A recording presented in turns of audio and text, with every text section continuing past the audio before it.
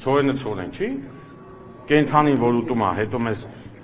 ինչ-որ բան չի տալի։ Էկոնոմիկայի փոխնախարար Էդգար Զաքարյանը ժպիտով է արձագանքում ղազախական կողմի այն հայտարարությանը, որ Հայաստան ուղարկված 1000 տոննա ցորենը մեղմ ասած բարձր որակի չէ։ Ընդամենը 4-րդ դասի, որը հիմնականում օգտագործվում է կենդանիների կերի արտադրության համար։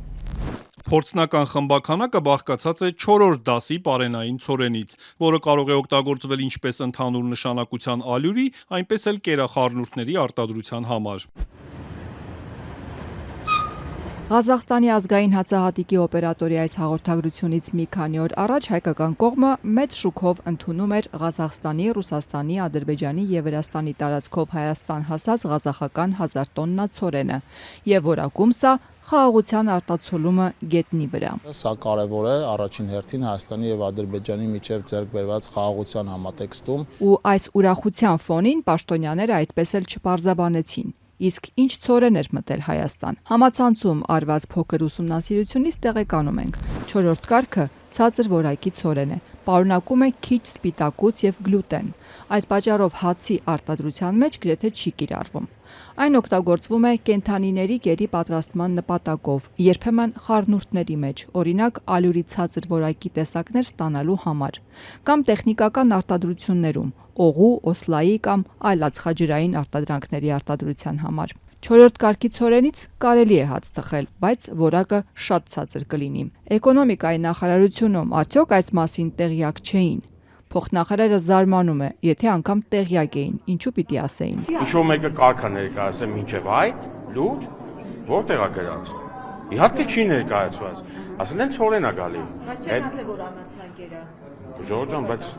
իսկ ասել են, որ ուրիշ ցորեն։ Բարձր որակի չի նշվել։ Բայց չի պետք է նշվել։ Ճաշակին ընկեր չկա, որպես կանոն 4-րդ կարգի ցորենը օգտագործում է կերի համար։ Հայաստան խմբակցության падգամավոր Արթուր Խաչատրյանը դեռ 3 ղազախական կողմի լուրը կարդալուց հետո էր Facebook-ում գրել, թե շատ չբողոքեք, եթե վաղը մատնաքաշը Էլեն համը չունենա։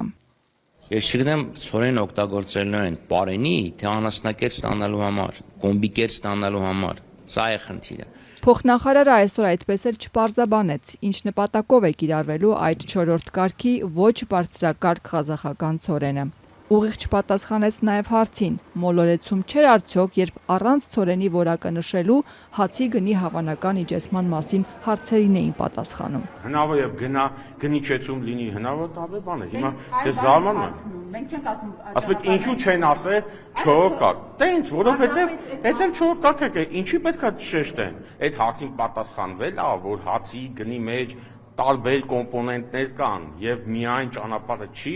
ուստի այս պահին դիվերսիֆիկացիան, ոչ թե կոնկրետ այս դեպքը, դիվերսիֆիկացիան նայած թե ինչ չափով կազդի հացի գնի վրա, այդ էլ է դաժե ասվի, էլ ինչ ասվի։ Ընդդիմադիր падգամավոր Խաչատրյանն է հուշում, ինչ պիտի ասվի, որ չի ասվում։ Օրինակ, ինչ գին ուներ այդ ցորենը։ Ադրբեջանը ստացավ Միջանցքի խոստում, փաստորեն վերացվեց Ադրբեջանի նկատմամբ պատժամիջոցը, որը ազատության աջակցության ակտի 907 հոդվածով էր նախատեսվում։ Ադրբեջանը հասավ նրան, որ ուրեմն լուծարվի Մինսկի խումբը, փոխարեն ասեց, ես իմ տարածքով ընդամենը տրանզիտի հնարավորություն կտամ ինքը Հայաստանի հետ, որևէ սահման չի բացել, հետևաբար իշխանությունների պնդումները, թե ճեղքվել է մեր շրջափակումը, սին է։ Կառավարության ներկայացուցիչը փոխնախարար Զաքարյանը սակայն տարակուսում է, ինչի համար է այս ամբողջ աղմուկը, երբ պետք է ուրախանալ, չէ որ ճանապարհներ են բացվում։ Ընդհանրապես, եթե ճանապարհները դիվերսիֆիկացվում են, այդ լավ է։ Հիմա թե այսօր անասնակերայք է, վաղն կգա բարձրակարգ ցորեն, դա էլ արդեն կյանքը ցույց կտա։ Տասնամյակների շրջափակումից հետո Ադրբեջանի տարածքով առաջինը ռուսական ցորենը մտավ Հայաստան։ Այս մի խմբականակը բարձրակարգ ցորեն էր, այսօր վստահեցրեց էկոնոմիկայի փոխնախարարը։